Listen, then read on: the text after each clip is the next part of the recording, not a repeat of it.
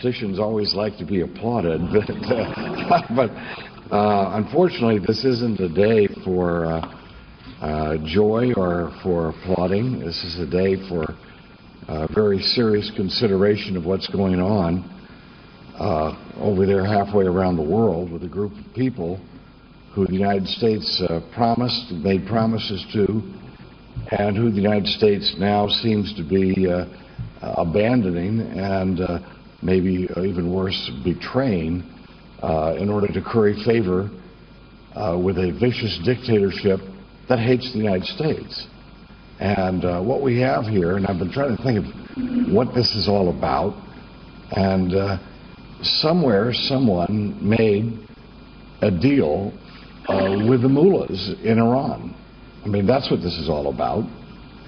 Somewhere an American kissed the ring on the bloody hand of a mullah who has control over the people of Iran and threatens the peace and security of the world, and threatens the lives especially of the people who are on the tip of the spear, the people who are living in Camp Ashraf and Camp Liberty. What a disgrace. It has been disgraceful the way the people of Camp Ashraf have been treated, and it's disgraceful that any American representative of our people, the land of liberty, the land where we are supposed to be, have liberty and justice for all, and the land of the free and the home of the brave, that we would make such a deal with a vicious, theocratic dictatorship as is now being experienced in Iran. And that's what this is all about. Somebody cut a deal, and it's a rotten deal. And I will promise you this much. You have friends in Congress, because it's not that we are friends of you as individuals. We are friends of your cause. And in that cause, we are all standing together.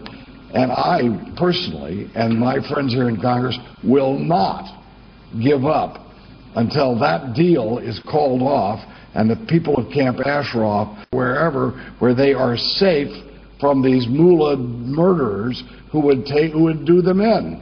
So you have my commitment.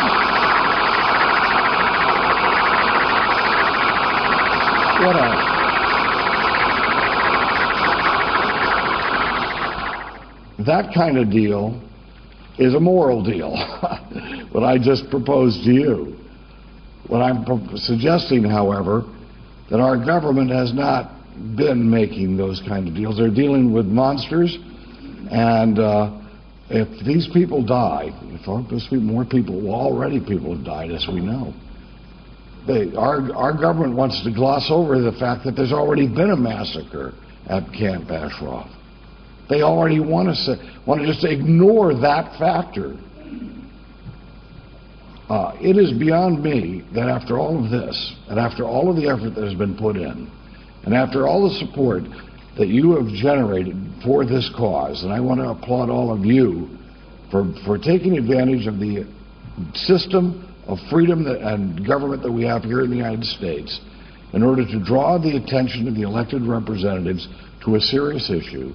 You have shown that democracy works here. This is what you are all about. The fact that you have congressmen coming here and you've been able to utilize the freedom we have in America to push forward something that is very important for you and for the cause of democracy and morality.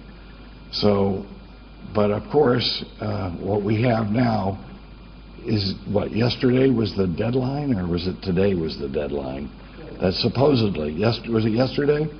Yesterday was supposed to be the deadline, and I will have to. First of all, the idea, if people of Camp Ashraf were going to be relocated in other countries, the idea of moving them to Camp Liberty, to another camp inside Iraq, was irrational. I mean, why would you have to move them in order to process them? If they're going to move on, that makes no sense at all. And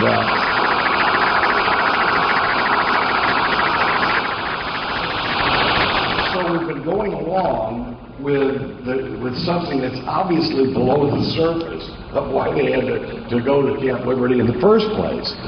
And if you compare Camp Ashraf, of course, here, which is a camp and which is a community, and you compare that with, I will have to say this, take a look right there.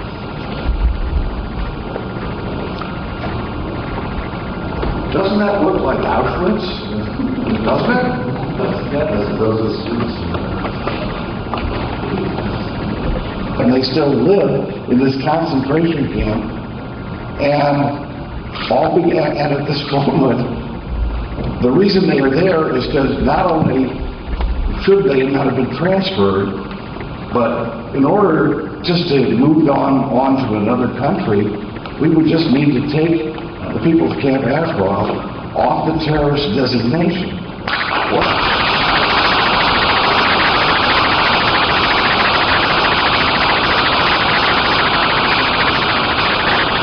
It is about time that the United States start acting like the home of the free and the brave, and stop acting like cowards and people who would kowtow to mullahs in order to placate them, because that's all this is.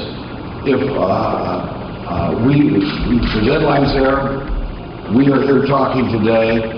It is up to us and up to you, the people who are allied with you in this cause, to move aggressively. And I'm glad that you decided, look, we're got a month off in August. I am just praying that isn't taken advantage of to do great harm to these people. And we will be watching closely. The pressure on our government will still be there, but as I say, I'm just flabbergasted that after all of this, we still have Camp Ashraf and the people there on the list of the terrorist list, which could, by the way, if we eliminated that, this problem would be solved. I know, I'm sorry I don't have a prepared speech for you, but I've been expressing the same frustrations that I know you have. And I want you to know that you're not alone, and that people of Camp Ashraf are not alone. They're not alone because you have reached out to good people here in Congress and good people in the United States. And we are with you. We will not let you down. I'm praying that our government does not let you down. And it's up to us to make sure we take advantage of this free system, to keep the pressure on this administration to do what's right, and not to curry favor with murderous mullahs in Iran, but to do what's right for the cause of freedom and morality. And today that means making sure these people are safe. They sided with us. They should be safe. We made an agreement together. We should keep our word. And in trying to pressure our government to do that, we're trying to make sure our government does the morally right thing. I'm with you, and God bless you. Let's win this fight and make sure that America doesn't have a black mark. If we don't succeed, America will have a black mark on it. Let's make sure that doesn't happen. God bless you.